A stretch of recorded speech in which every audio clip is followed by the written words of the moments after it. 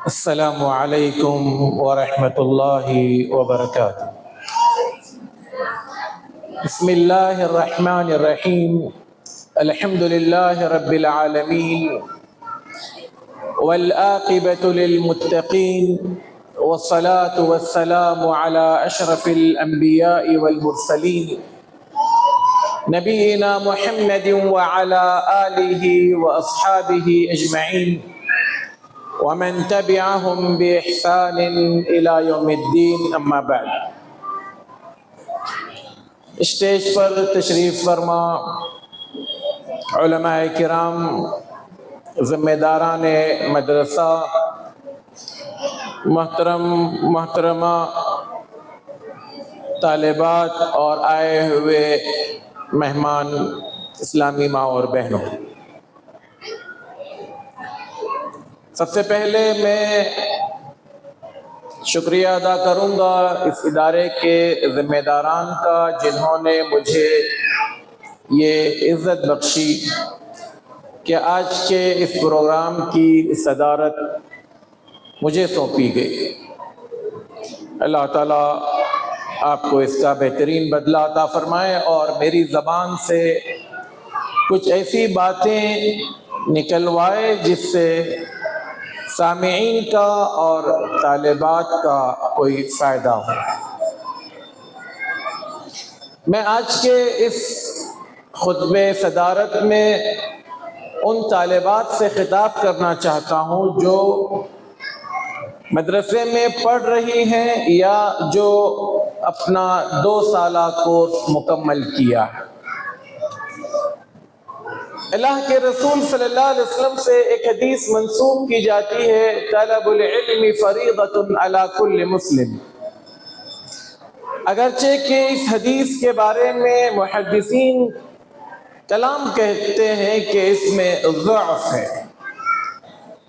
لیکن شیخ بن باز رحمۃ اللہ علیہ فرماتے ہیں کہ یہ حدیث اتنے طرق سے آئی ہے کہ اس قدر طرق سے آنا اس حدیث کو کم از کم حسن کے درجے تک پہنچاتا ہے۔ اس کا معنی یہ ہے کہ علم کا حاصل کرنا ہر مسلمان پر فرض ہے۔ ہر مسلمان پابند ہے اپنے عقائد کو سیکھنے کا، پابند ہے اپنی عبادتوں کو جاننے کا، پابند ہے معاملات میں کس طرح سے کھرا اترا جائے، اخلاقیات میں ہمیں کس معیار پر ہونا چاہیے۔ تو اس اعتبار سے جب تک ہم علم کو سیکھیں گے نہیں، نہ ہمارے عقائد کی اصلاح ہوگی، نہ ہماری عبادات درست ہوں گی، نہ ہم معاملات میں کھرے اتریں گے اور نہ ہی ہمارے اخلاق سنور سکتے ہیں۔ لہذا ہر مسلمان کو چاہیے کہ وہ علم دین حاصل کرے، اور ظاہر سی بات ہے علم دین کے حاصل کرنے کے کئی طریقے ہیں۔ کچھ طریقے تو وہ ہیں جو باقاعدہ لمبے کورس کی شکل میں 8 سال 9 سال تک طلبہ و طالبات اداروں میں رہ کر اپنے اساتذہ سے علم حاصل کرتے ہیں، اور ایک طریقہ وہ ہے جو اس مدرسے میں رائج ہے کہ دن کے چند گھنٹے طالبات مدرسہ پہنچ کر اپنے استانیوں سے یہ علم حاصل کرتی ہیں۔ لیکن یہاں ایک مسئلہ خاص کر جو میں اس سال جو طالبات اپنا کورس مکمل کی ہے ان سے کہنا چاہتا ہوں کہ 2 سال کا کورس، اس کے ساتھ عالمہ یا فاضلہ، آپ کورس کا نام ضرور دیجئے، اس میں شاید کوئی قباحت نہ ہو، لیکن سچائی یہ ہے کہ ایک انسان اپنی زندگی بھر طالب علم رہے، یہ اس کے لیے زیادہ اہم ہے۔ اور لفظ عالمہ کا لفظ کہیں آپ کو دھوکے میں نہ ڈالے۔ عالمہ کا لفظ کہیں ایسا نہ ہو کہ اس کی بنیاد پر آپ کے اندر کوئی ہمادانی کا دعویٰ پیدا ہو جائے، اور پھر آپ لوگوں کے سامنے بیٹھ کر کچھ چیلنج کرے، کچھ بڑے دعوے کرے۔ اگر واقعتاً آپ عالمہ بننا چاہتی ہیں تو پہلے اچھے طالب علم بنے۔ حقیقی عالم وہ ہوتا ہے جو ساری زندگی خود کو طالب علم کی شکل میں باقی رکھنا چاہتا ہے۔ اپنے آپ کو طالب علم کہلانے کے دو فائدے ہیں۔ پہلا فائدہ یہ ہے کہ جب میں اپنے آپ کو طالب علم کہوں گا تو مجھے اس کا حق ادا کرنے کے لیے علم کو حاصل کرنے کی جستجو ہوگی، علم کو حاصل کرنے کے لیے میں وقت دوں گا، اور علم کو حاصل کرنے کے لیے میں جو کچھ قربانی دے سکتا ہوں وہ دوں گا۔ اور دوسری چیز اپنے آپ کو طالب علم کہنے کی یہ ہے کہ شیطان ہمارے دلوں میں تکبر اور گھمنڈ نہیں ڈالے گا کہ میں عالم ہوں یا میں عالمہ ہوں۔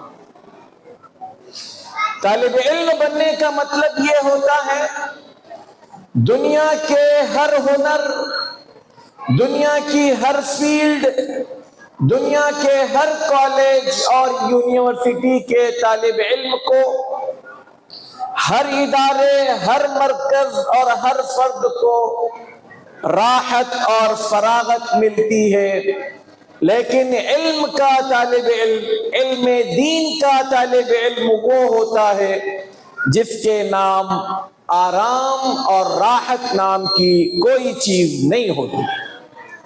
علم دین وہ علم ہے، آپ جتنا زیادہ اس کو پیتے جاؤ گے یہ آپ کی پیاس کو بجھائے گا نہیں، یہ آپ کی پیاس کو بڑھائے گا۔ جتنا زیادہ آپ اس علم کی گہرائی میں جاؤ گے یہ علم آپ کو حل من مزید کے بارے میں سوال کرے گا کہ اور کچھ ہے تو لاؤ، دو مجھے، میں سیکھنا چاہتا ہوں۔ اور یہ علم روز بروز آپ کے اندر جب اضافہ ہوتا رہے گا آپ کو نکھارے گا اور آپ کی صلاحیت کو بڑھاتا رہے گا۔ اس علم دین کو حاصل کرنے کے جو طریقے ہیں ان میں سے سب سے افضل طریقہ یہ ہے کہ ایک طالب علم اپنے استاذ کے سامنے بیٹھ کر کتاب کی شکل میں پڑھے، اس کو سمجھے اور اس کو اپنے دل و دماغ میں اتارے۔ اور اگر استاذ مہیا نہ ہو تو کتابوں سے علم حاصل کرے۔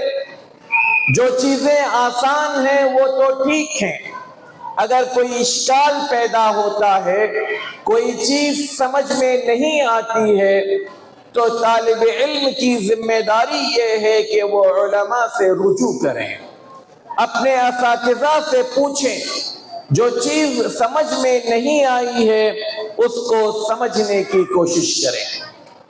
اور کتابیں اپنے اندر علم کی موتیاں لیے ہوئے ہوتی ہیں۔ جب خاص کر آپ منتخب کتابیں پڑھتی ہیں، معتبر اور مستند علماء کی کتابوں کو جب آپ پڑھو گی تو آپ کے سامنے ہر صفحے پر، بلکہ ہو سکتا ہے ہر پیراگراف میں کوئی ایسی چیزیں ملیں جو آپ کو پہلے معلوم نہیں تھی یا آپ کے علم میں اضافے کا سبب بن رہی ہے، تو اس کو آپ صرف پڑھ کر آگے نہ بڑھیں بلکہ ایسی چیزوں کو اپنی نوٹ بک میں، اپنی ڈائری میں لکھتے رہیں تاکہ پھر آئندہ کبھی آپ کو اس کی طرف رجوع کرنا پڑے تو آپ کو مل جائے۔ عزیز طالبات، آج کل کا ماحول کچھ بڑا عجیب سا ہو گیا ہے۔ 4 کتابیں ہم پڑھ لیتے ہیں تو مفتی بن جاتے ہیں، فتویٰ دینا ہماری عادت بن جاتی ہے۔ جس مجلس میں ہو اپنے اس علم کا ہم رعب ڈالنا چاہتے ہیں۔ جیسے کہ میں نے شروع میں کہا، یہ علم آپ کے اندر عاجزی، انکساری پیدا کرے۔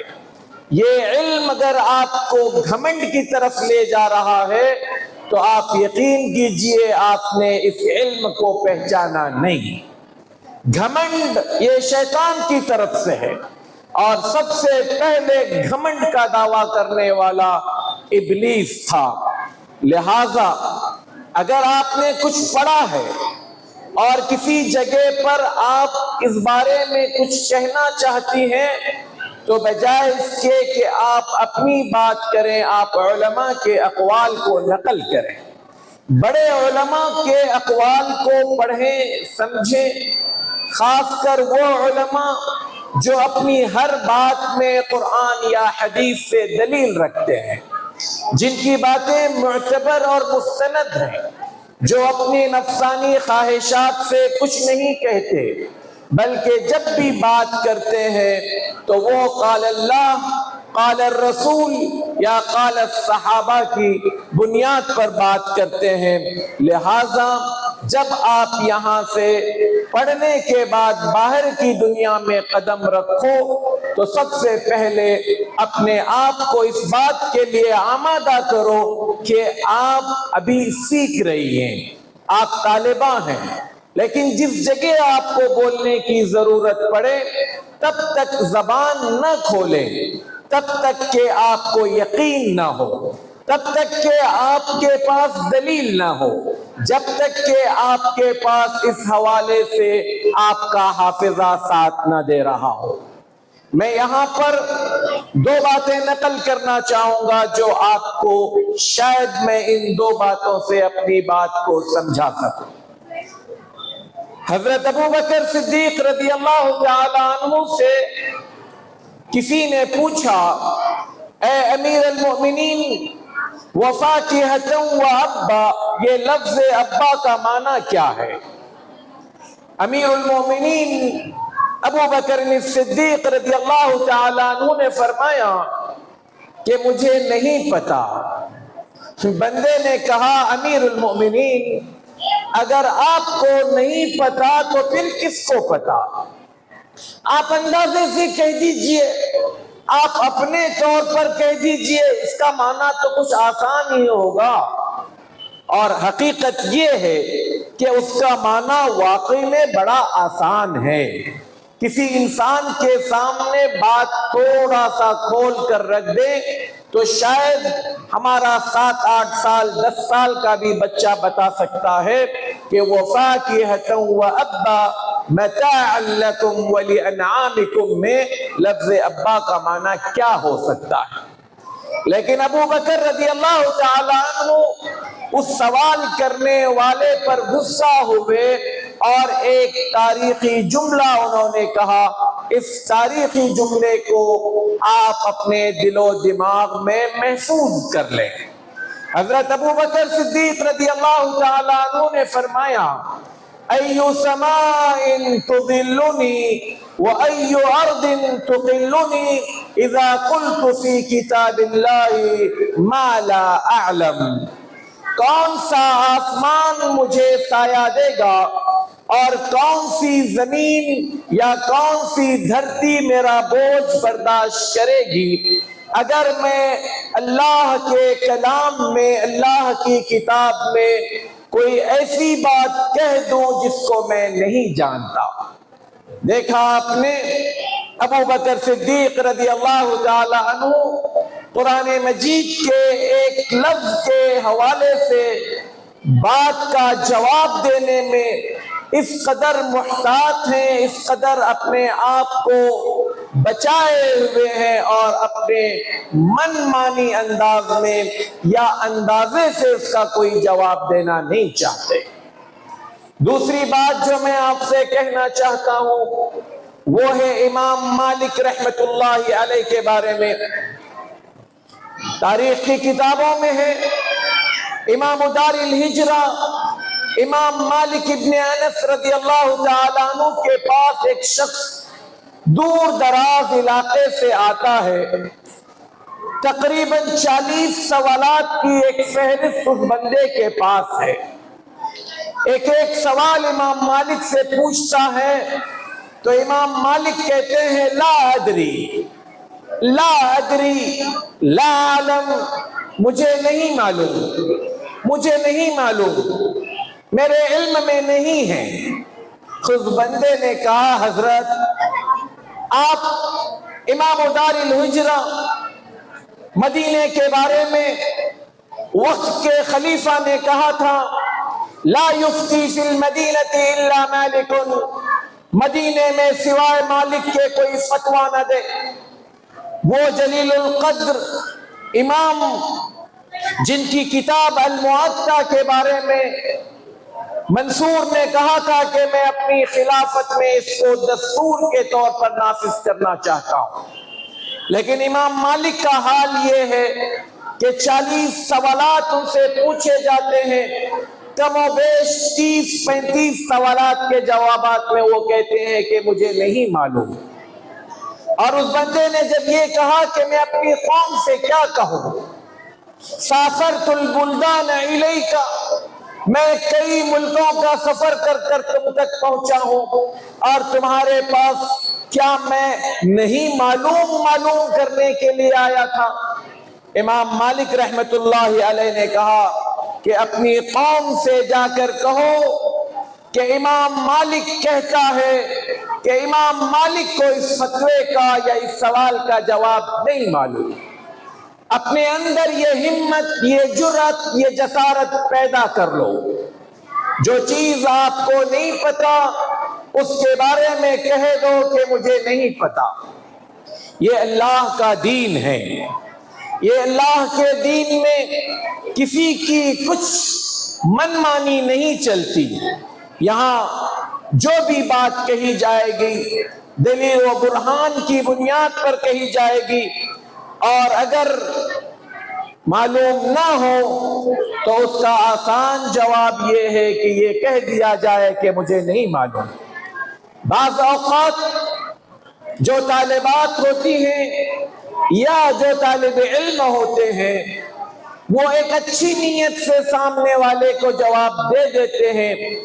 نیتوں کا اچھا ہونا اس معاملے میں کافی نہیں ہے، آپ کا سوال کا جواب صحیح ہونا یہ ضروری ہے۔ خاص کر پچھلے کچھ دنوں میں یا کچھ اوقات میں جو بات ہمیں سننے کو ملتی ہے کہ بعض جھوٹی احادیث، موضوع احادیث، من گھڑت احادیث کو بھی دروس میں پیش کیا جاتا ہے۔ تو یہاں پر اللہ کے رسول صلی اللہ علیہ وسلم کی حدیث کو یاد رکھیں۔ آپ صلی اللہ علیہ وسلم فرماتے ہیں من کذب علی متعمدا فلیتبوأ مقعدہ من النار، جو انسان مجھ پر یا میری طرف کوئی ایسی حدیث منسوب کر دے جو میں نے نہیں کہی تو وہ اپنا ٹھکانہ خود جہنم میں بنا لے۔ تو یہ بڑا حساس میدان ہے جہاں یہ ایک خوبصورت ٹائٹل مجھے اور آپ کو دیتا ہے، ذمہ داریوں کا بوجھ بھی ہمارے اوپر اتنا ہی زیادہ بڑھ جاتا ہے۔ لہذا جب آپ اپنی یہاں کی 2 سالہ اس پڑھائی کو آپ نے ختم کیا، اس کا مطلب یہ نہیں کہ آپ کی پڑھائی ختم ہوئی، بلکہ اس کا مطلب یہ کہ آپ کی اصل پڑھائی یہاں سے شروع ہو گئی۔ آپ کو اداروں میں، مدرسوں میں صرف یہ پڑھایا جاتا ہے کہ علم کیسے حاصل کیا جانا چاہیے۔ سارا علم کوئی ادارہ، کوئی مدرسہ، کوئی جامعہ دے نہیں سکتا۔ یہ علم مجھے اور آپ کو اپنے زندگی کے آخری لمحات تک سیکھتے رہنا ہے۔ لہذا میرا اپنا ایک ذاتی مشورہ اپنی ان بہنوں کے لیے یہ ہے کہ آپ کی آج سے عادت ہونی چاہیے کہ اپنے اساتذہ سے پوچھ کر یا علماء کے مشوروں پر کچھ اچھی کتابوں کو اپنے گھر کی زینت بنائیں۔ اچھی کتابوں کی ایک چھوٹی لائبریری ہی صحیح اپنے گھر میں، جہاں ہم بہت ساری چیزوں پر خرچ کرتے ہیں، اپنے ہال میں یا ڈائننگ روم میں، بیڈ روم میں یا کچن میں نت نئے قسم کی خوبصورت چیزوں کو ہم ڈیکوریشن کے طور پر رکھتے ہیں۔ اس سے بہتر یہ ہے کہ ہم اپنے گھروں میں اللہ اور اس کے رسول صلی اللہ علیہ وسلم کے علم سے، تعلیمات سے مزین کتابیں اپنے پاس رکھیں اور ان کتابوں کو پڑھیں، ان کتابوں کو خریدنے کی عادت ڈالیں، اسی میں اٹھتے بیٹھتے رہیں۔ جیسے کہ میں نے شروع میں بھی کہا، اب یہاں سے آپ کی چھٹی ختم ہو گئی، یہاں سے اب پڑھنے کا دور شروع ہو گیا، لہذا خوب پڑھیں، اپنے آپ کو، اپنے گھر والوں کو، اپنے معاشرے کو، اپنی سوسائٹی کو، اپنے ملک کو اللہ اور اس کے رسول صلی اللہ علیہ وسلم کی تعلیمات سے منور کریں۔